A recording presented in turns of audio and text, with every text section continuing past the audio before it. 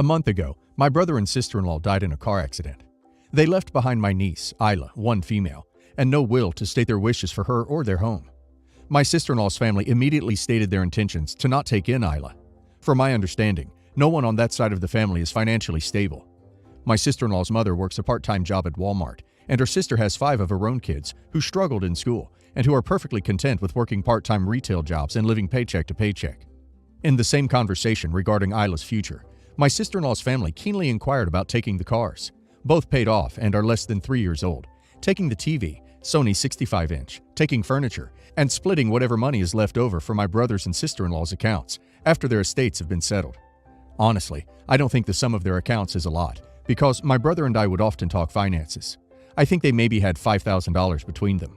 To be blunt, I was livid.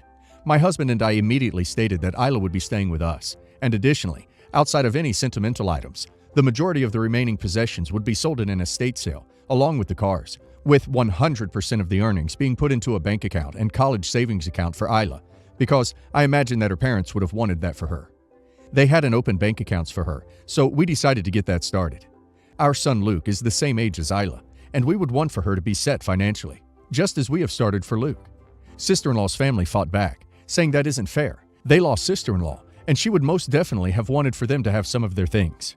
Her mother and nephew really want the cars because they can't afford ones of their own. But also, they aren't offering to help with raising Isla. They said they'll babysit if needed, but she'll have to figure out her own finances down the road if she decides to go to college. They said if because none of them went to college, and they figure Isla might not go either. Am I in the wrong to deny them the cars or some non-sentimental belongings? I'm honestly 100% thinking of Isla and making sure she gets everything her parents have left for her. I think she deserves everything. This isn't to say that my husband and I won't contribute to her growing funds. We will, of course, be adding more to her savings and college funds, just as we do for Luke. My family will also be contributing. Am I the a-hole? Please advise. Edit. We have a lawyer and we are going through the proper legal channels here.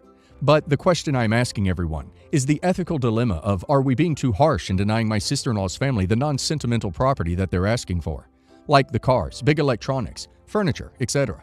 Edit 2. To answer a few questions and confirm some things. We are definitely going to adopt Isla. She's been staying with us ever since the accident, and she's adjusting well to being here. The first 2 weeks were the hardest, I think, as we slowly changed her schedule to match Luke's. And she's been such a trooper. We used some of her parents' clothes and blankets for her to snuggle into throughout the day, and we've already put away family photographs, their wedding album, and quite a few other personal effects away for her to revisit in the future. As for sister-in-law's family, they've been reaching out on social media and via text message, mostly going unanswered by me and addressed by our attorney. And hopefully they'll shape up so they can stay in Isla's life. I do think sister-in-law would have wanted her daughter to at least know her family, but after this, I can't think of letting them be alone with her. So we'll do supervised visits, hangouts, and family parties. Bluntly, they're dead. They didn't have a will, so it all goes to Isla as their heir. They're trying to steal from an orphaned child. You'd be an a-hole if you let them. Not the a-hole. Not the a-hole. They lose a member of their family and care more about the cars and TV than the living survivor. That's incredibly ducked up. I really hope you've spoken to a lawyer. Without a will, her family might have a claim, though they might not have the money or energy to try to challenge it legally. People just don't get it. Don't you understand that a nice big TV is a highly charged sentimental item? That the sister-in-law obviously would have wholeheartedly wanted the cars to go to her family to remind them of her, because your own offspring clearly isn't family. Don't you understand that whatever money was left will soothe some of the terrible pain sister-in-law's family is going through?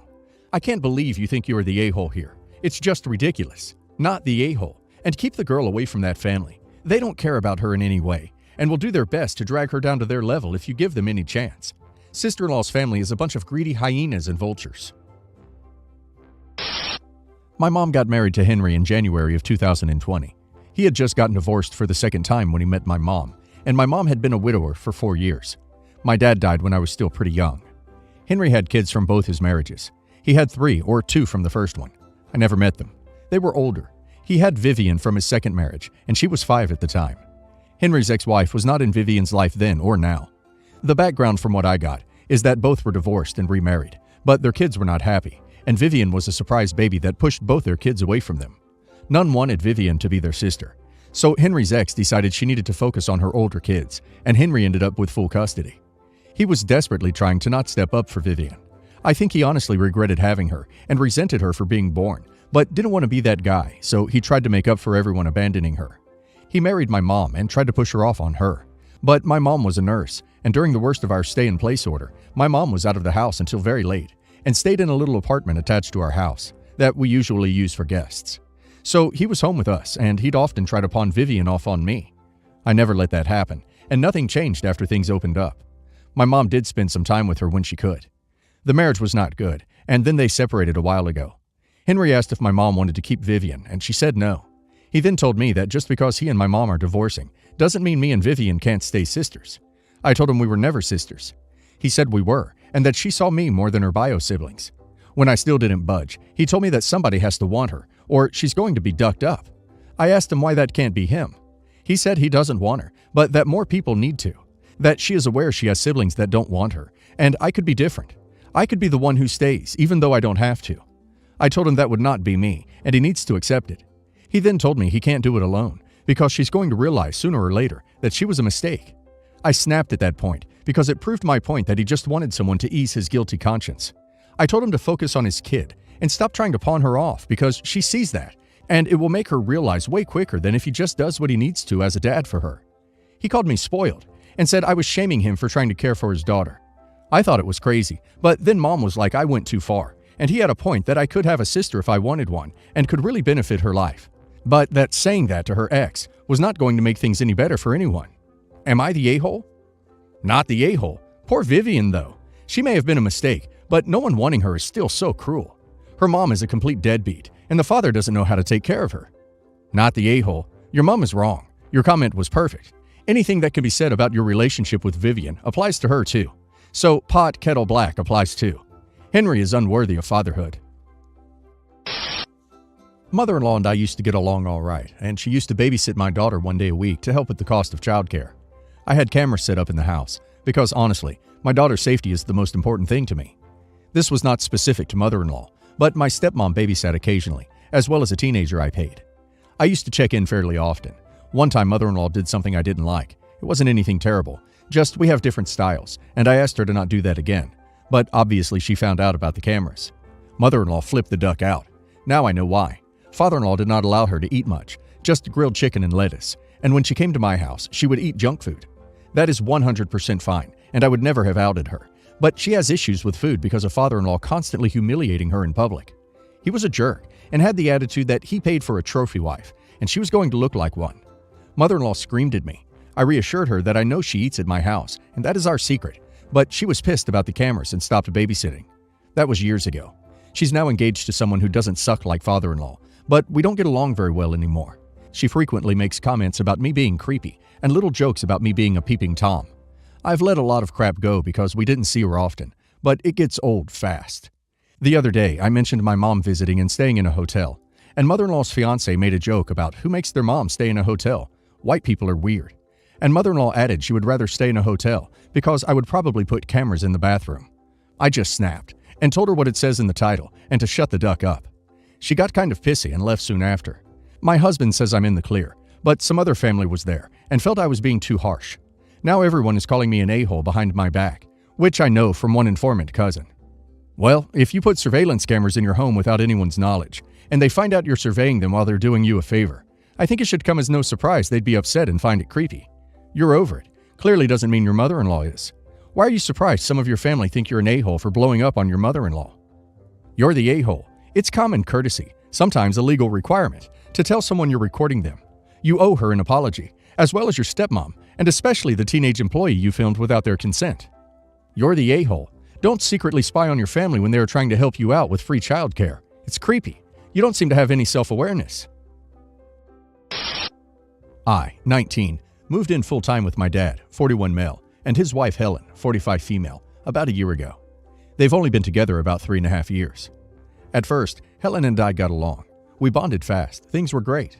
I noticed that she never came to me directly when she had an issue. She would always talk to my dad to talk to me. Dad is always very real with me. He doesn't sugarcoat a lie about how he feels. He always tells me if he thinks something she complains about is unreasonable. About a year ago, they bought a house together and I moved in. I pay rent, not a lot, but enough for what I'm getting. I do chores around the house every day and work 35 hours a week. Since we've moved here, Helen has a lot of issues with me, yet she still won't come and talk to me. At some point, she decided I hate her, when I genuinely just don't see her much due to my work schedule.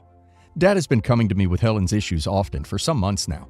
This all came to a boiling point last week. Helen wrote on the chore board to clean my room, so I did. Took me a few days between work, cleaning out my car, and the mound of laundry I pile up. I admit, my room was in bad shape, but it wasn't horrid. After about a week, I deemed it clean and went out to my boyfriend's. After my first night, my dad texted in our group chat between me, him, and Helen, asking when I was coming home. I told him I'd be home the next day. Helen responds with, "Have fun. When do you plan to finish your room?" I responded quite bluntly. All I have to do is laundry and vacuum, which I do Fridays anyways, but it's pretty clean to my standards. I'm more curious as to why you're in my room when I'm not home. I know it's your house, but that's my personal space. Silence. Hours later, Dad calls me, says Helen is on his butt, calling me disrespectful, rude, ungrateful. He understood where I was coming from and said all I did was answer her question and ask a question. He mentioned she was drunk, which she has been a lot lately. I had problems with her going in my room while I'm not home. She had messed up my altar and taken down some of my tapestries before, so I was pretty upset to know she was in there. A few days later, Dad and I got a chance to talk alone. He said that Helen was threatening to kick me out. She told him to give me 30 days to pack up and go. She felt so enraged and disrespected that she was ready to kick me out, but couldn't even come talk to me. Dad offered to help me get my own place, but I can't help but feel I'm getting pushed out. It hurts to think that she hates me. I don't think I've really done anything so terrible. So, did I go too far? Was I disrespectful? Am I the a-hole? Not the a-hole. If you're paying rent, it is weird for her to be poking around the room. And in my opinion, your dad is sort of dragging you into their marital issues. Sounds like a toxic dynamic all around. I would try to get out, get some distance, and see if you can reestablish the relationships along healthier lines with your own boundaries respected. Not the a-hole. I have a feeling Helen has wanted you gone from the very beginning. It's also super weird that she won't talk to you about things that bother her and instead runs to your dad to tattle and complain. Almost like she was trying to poison him against you so he would kick you out. Not the a-hole. You're 19 and paying rent. Cleaning your room is a fairly juvenile chore to be freaking out over. I, female 25, have been with my husband, male 28, for 3 years. We got married 6 months ago. He has 2 brothers, both younger. One of them, Danny, male 25, has been dating a girl, female 24, for a couple months. I'll be honest, I don't quite like her. Ever since she was introduced to the family, I got a weird feeling about her. My brother-in-law is usually a very cheerful and happy person, but he doesn't look like himself when he's with her, and I know him well since we were classmates in school. It's like she's draining him from all happiness. I think the problem is that she's too jealous, and she doesn't like it at all when me and him are together. She's always trying to get his attention and getting him to be next to her all the time. Sometimes we're talking, and she comes and takes over the conversation. It's very annoying. The rest of the family is quite okay with her. My husband doesn't like her as much either, basically because I don't like her. She's invited to most of our family gatherings. However, 2 weeks ago was my birthday. I spent my birthday with just my husband. Then we went to have dinner with my family, and a different day we went to have dinner with his family to celebrate. So I picked the restaurant, one that everyone would like, and agreed to them when it was convenient. I invited my other brother-in-law, male 20, and his boyfriend, male 21, mother-in-law, father-in-law, and Danny, but not her. Danny asked me if she could come, but I said I had already made the reservations and such. He dropped it then. We posted photos on social media and such. Yesterday we had a family gathering. Nothing special happened. We just wanted to have lunch together. She came and kinda ignored me, which is not weird since she tends to do that. But then she started telling me stuff like I don't consider her family. Then she asked if I had a nice birthday party. I said, yeah, it's very sad you couldn't come. We had the reservations and such. She told me to quit it and stop acting like I like her, when I'm always getting between her boyfriend and her, which is not true. I told her that the restaurant didn't have any bigger tables, and that's all, but she continued arguing. Mother-in-law told her to just quit it too, but she made such a big deal of it. Now my family is telling me I could have just invited her to avoid all of this. Am I the a-hole? You're the a-hole. You're acting like a middle school jerk. You deliberately excluded her and made up a stupid obvious lie as to why. You have no actual reason to dislike her. Oh no, she likes to talk to her boyfriend when I'm out with him. But even if you did, this would be over-the-top cruel behavior. You're the a-hole, and your comments just make it so much worse. You come across as petty, self-centered, and like one of those girls who marries into a boy family and thrives on being the only female and center of attention, and gets jealous as duck as soon as any of her brother-in-laws look away for a moment, much less gets a partner of his own. I actually feel sorry for her. You're like the queen of the pick-me's, and I say that reluctantly, as a woman whose own best friend is male, and who really hates the inherent misogyny of that term. But honestly, every time I started to question it, I'd read another comment from you suggesting that you know your brother-in-law better, or deserve to have private time to talk to him at a family function. He's her partner, like your husband is yours. You don't get to monopolize other people's partners, or get vengeful when they want to spend time with them. And that's what you did. You literally got vengeful and cut her out of a family occasion because you don't like her. And your only reason for not liking her seems to be that she takes attention away from you. So, yeah, you're the a-hole. Get therapy before you ruin all your brother-in-law's relationships. I know you're young, but this is acting like a child. A middle school mean girl, to be exact. If you invite everyone except one person's partner, it's pretty obvious that you're deliberately excluding that partner. And then to top it off by telling a stupid, obvious lie, and really grinding in that lie. Yeah, you're behaving like someone half your age. If you're trying to turn your husband's family into a messy drama, bravo, this was a great move.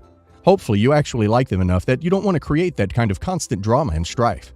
If you keep this up, you risk actually breaking up the family. Just sit at the far end of the table from the woman, for duck's sake. With 8 people there, you can almost entirely avoid talking to each other with minimal effort. You're the a-hole.